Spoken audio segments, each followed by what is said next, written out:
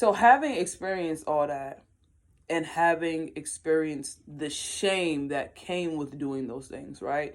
The labels, being called a whore, um, people knowing, gossip, right? People finding out that, how would they find out they wasn't there, right?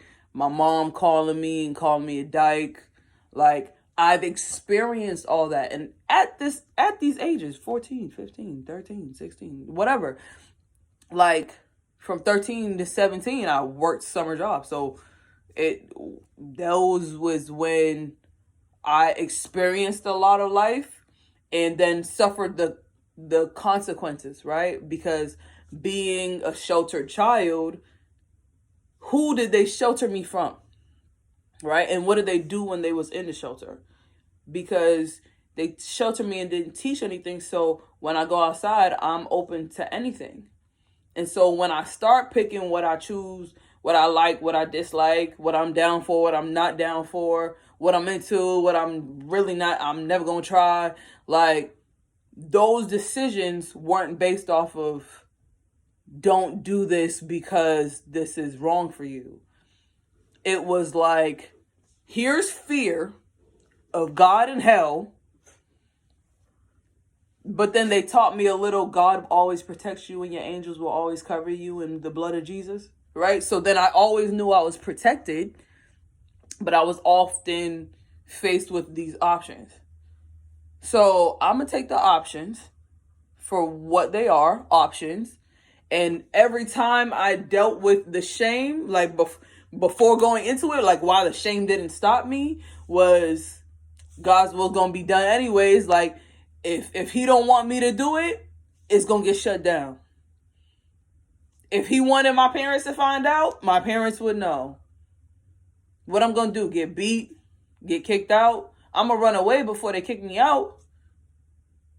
My mother told me get out twice and never had to tell me no other time. And then would be crying like, what?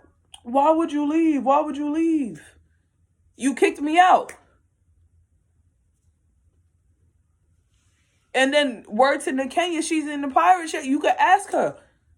And call Nakenya like, Rachel just got kicked out. She's probably on the way to your house. It's Christmas Eve. I'm walking in the snow with a trash bag. Niggas is meeting me halfway to grab the trash bag to walk with me.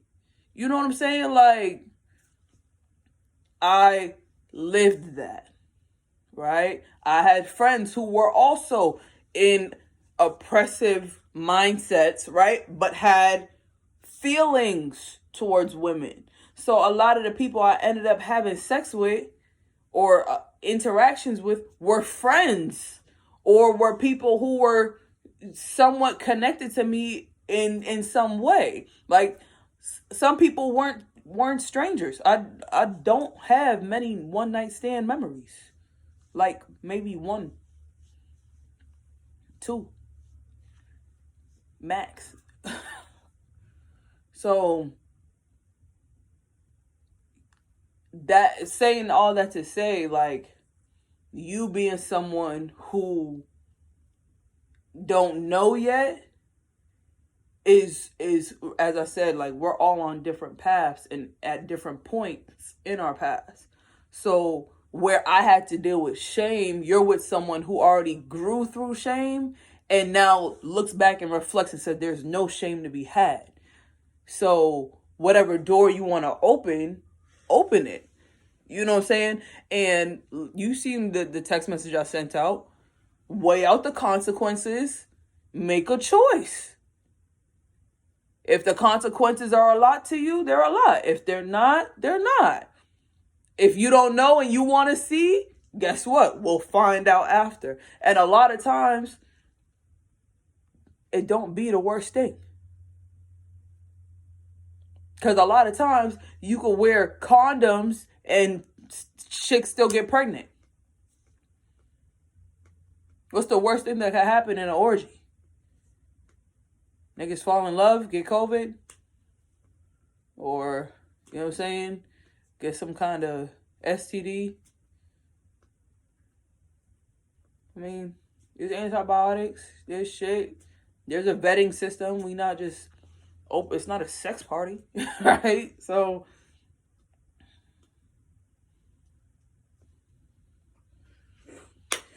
yeah. Love you. That's the whole point. I think I said all that to just say, like, man, I would love to have a wife like me. Cause I'm the person every nigga I've ever dealt with wanted to keep around. Even if I wasn't their shorty, they wanted to keep me around. Because it's like, damn, she's just so understanding. She gonna listen. She gonna get it. She don't give a fuck. Like, I don't. It don't hurt my feelings if you fuck another bitch. Like, if a bitch suck your dick, it don't hurt my feelings. You know why? Because I don't necessarily care for sucking dick. like I like it when I'm ready, but I know I'm not like a bitch who goes suck dick on her period.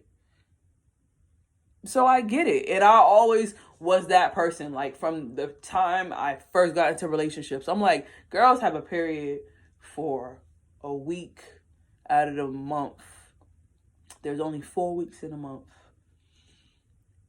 And they be fucked up for like 2 weeks out the month. Really. Like, if you total it all with cramps and grumpiness, moodiness, like 2 weeks out the month.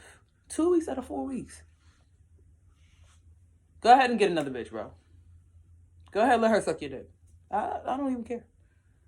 Because I don't want to be bothered right now, right? So I'd rather you go bother somebody the fuck else. So you not bothering me. But I also wasn't open to, like, affection and people being in my space and seeing me hurting down bad. I'd rather be hurting down bad by myself with Netflix. You know what I'm saying? And that's just how I came up. That's how I grew up, right? It was me in my bed with my phone, me in my bed and the iPad, me in my bed with the tablet, whatever the fuck it was. Like, I just go ahead over there. You know what I'm saying? And I always truly believe my father is a man whore. My father's the first example I had. If what you won't do, the next woman will. I'm not gonna stop a nigga from getting what he got. If bitches is throwing it, like, niggas be getting home cooked meals, they be getting sneakers, they be getting clothes. I wish somebody would send me some money for some Fashion Nova shit, some Shein outfits, $40 for some weed. Like, come on. So yeah, that's me. That's, yeah. But you be like details about you. I know you be like iffy to tell me shit, but like, or say shit, but like detail, because I'm asking because, for example, I listen to shit that you like very closely. So like some shit I write down, some shit is in my head. Before you told me like you wouldn't want to fuck in a room with somebody else because you feel like that's weird because they're doing anything, you right there. So to hear you say that is like, now I need to know, well, how does that look? How does that? But remember, I told you, like, in that instance, because I'll get distracted. Exactly. And there was also, like, you know, a time, because remember, I was very stuck in my head at that time as well. Right? So, like, we've mastered the art of intentional sex now. Right? Like, that's, for me, when I say me, my higher self, and I, Rachel, I have mastered the art of, like, being present in the moment, and as well as, like, actively healing my sexual trauma has been a big thing. Coming to grips, accepting myself, looking at myself, those things were very big on me. Now, being able to actually say that, right? Like, nobody's ever asked me what's my fantasy. But if I could think about, like, the next, like, big sexual thing that like I'm shooting for, like I want to see, like I'd be like, oh my God, I'm down for this. Like that would be it. Because as that experience and looking back at the experience, like I had to make amends with my inner teenager before I could do that.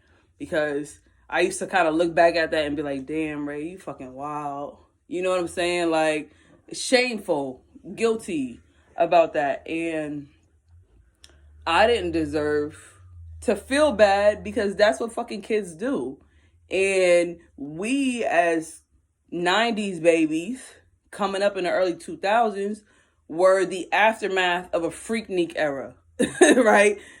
So sex is normal.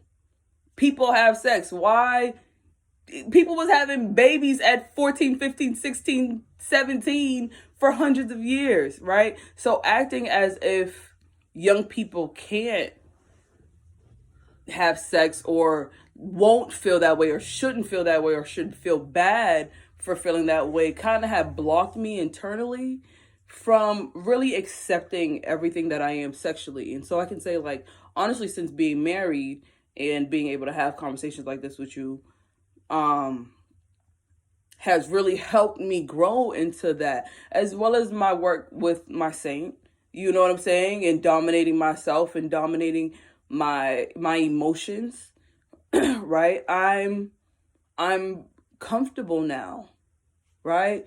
I'll move boldly. I'll have conversations and tell you about it. As we said before, like, we'll have the conversation because it's about being open. It's not about like what you might make someone feel uncomfortable. Everything's gonna make you feel uncomfortable. Every conversation you never had, you're gonna be uncomfortable in. Every topic you've never discussed is gonna be a new topic, right? And so, yeah, I'm a work in progress. And how I feel now probably won't be the same. You know what I'm saying? Later down the line.